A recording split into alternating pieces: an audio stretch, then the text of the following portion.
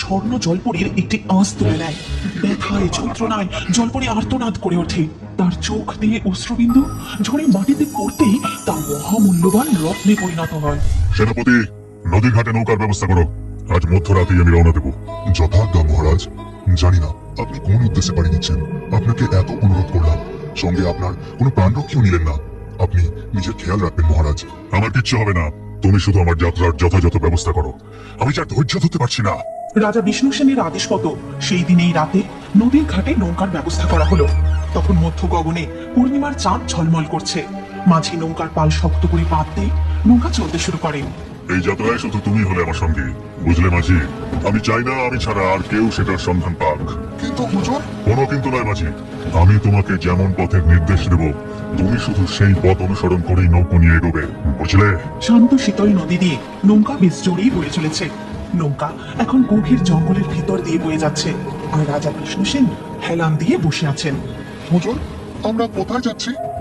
অত কথা কিসের? তুমি শুধু আমার নির্দেশ মতো নৌকার দিক বদলাও।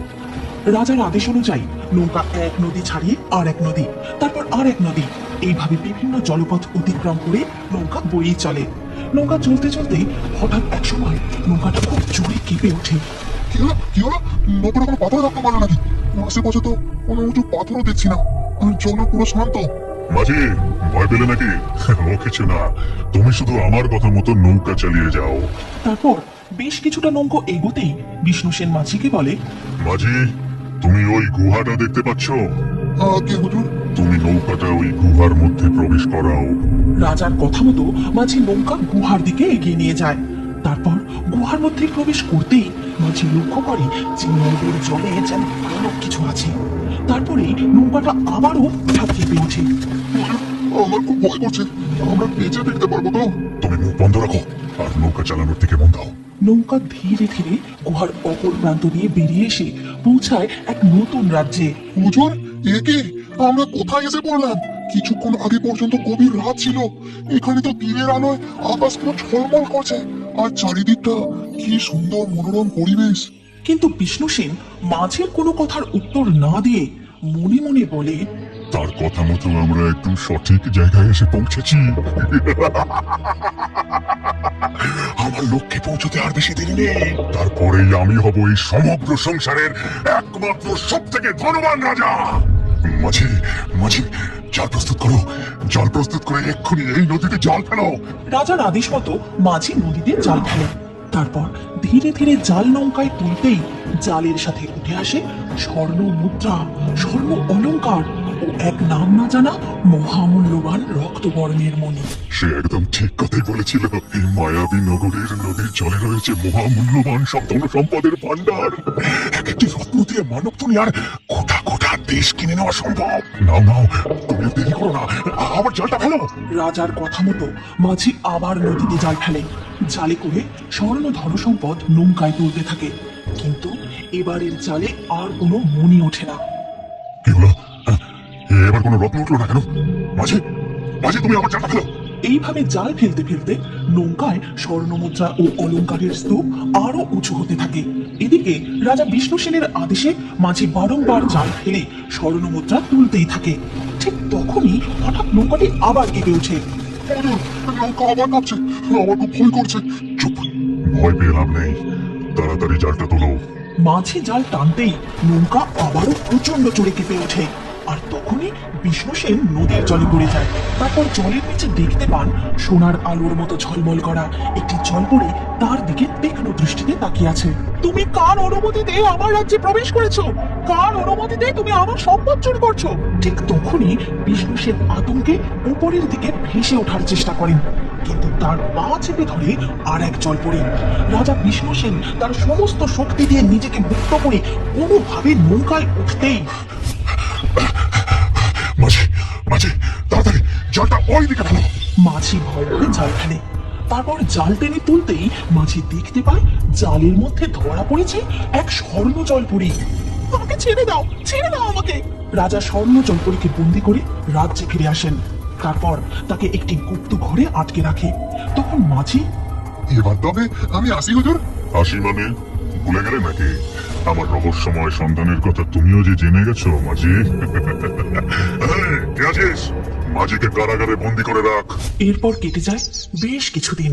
একদিন রাজা বিষ্ণু সেন জলপরি, আমি আবারও গুহাপথে তোমার রাজ্যে যাওয়ার চেষ্টা করেছিলাম, কিন্তু সেই পথ বন্ধ কেন হয়ে গেছে বলো আমায়। লোভী রাজা, তুমি আমাকে ছেড়ে দাও, আমি তোমায় কিছুই বলবো না। বেশ, তুমি যদি না বলো সেটা জানার ভিন্ন উপায় আমার কাছে আছে। এই কথা বলে রাজা বিষ্ণু সেন সেখান থেকে চলে যায়। আর সেই রাতেই রাজা যজ্ঞে বসেন। আর যজ্ঞে আহুতি দিতেই প্রকট হয় এক ভয়ানক ডাইনি। তুই আবার কি চাস? কেন ডাকলি আমায়? আমি ওই মায়াবী রাজ্যে গিয়েছিলাম, সেখান থেকে এক স্বর্ণ জলপরীকে বন্দি করে নিয়ে এসেছি, কিন্তু ওই রাজ্যে পৌঁছানোর গুহার দ্বার বন্ধ হয়ে গেছে। আমি আরো আরো মহামূল্যবান মণি চাই, এর উপায় বলে দাও। কি বললি? তুই ওখান থেকে এক জলপরীকে বন্দি করে নিয়ে এসেছিস? তাহলে তাকে আমার হাতে তুলে দে। তা কি করে সম্ভব? না না, আমি তোমাকে এটা দিতে পারবো না। পারবি না? জলপরীকে আমার হাতে তুলে দিতে পারবি না? তুই মরবি, তুই মরবি। এই কথা বলে ডাইনি সেখান থেকে অদৃশ্য হয়ে যায়। রাজা বিষ্ণু সেন আবারও জলপরীর কাছে যায়। তোমার রাজ্যে পৌঁছানোর পথ আমাকে বলবে, হ্যাঁ কি না বলো, না হলে কখনোই না, আমি তোমাকে কিছুতেই বলবো না, ছেড়ে দাও আমাকে। বলবি না? কিভাবে মুখ খোলাতে হয় সেটা আমার জানা আছে। এই কথা বলেই রাজা বিষ্ণু সেন স্বর্ণ জলপরীর একটি আঁশ তুলে নেয়। ব্যথায় যন্ত্রণায় জলপরী আর্তনাদ করে ওঠে। তার চোখ দিয়ে অশ্রুবিন্দু ঝরে মাটিতে পড়তেই তা মহামূল্যবান রত্নে পরিণত হয়।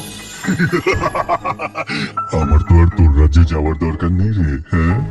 তোর কান্নাই আমাকে এই দুনিয়ার সব থেকে ধনবান রাজা করে তুলবে। রাজা বিষ্ণু সেন এইভাবে স্বর্ণ জলপরীকে দিনের পর দিন কষ্ট দিতে থাকে।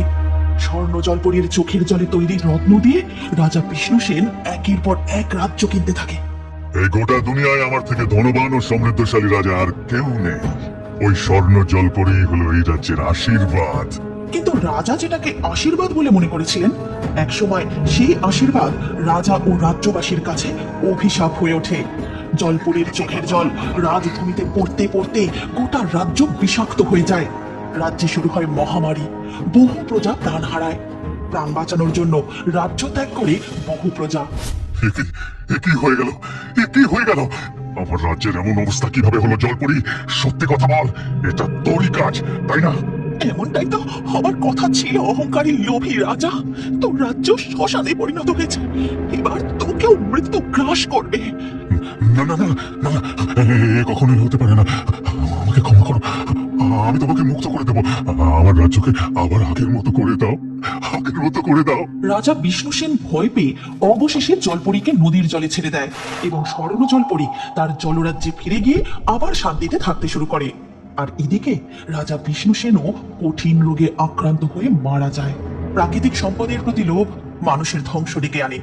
রাজা বিষ্ণু সেন এই সত্যটা বুঝতে পেরেছিলেন, কিন্তু তখন অনেক দেরি হয়ে গিয়েছিল।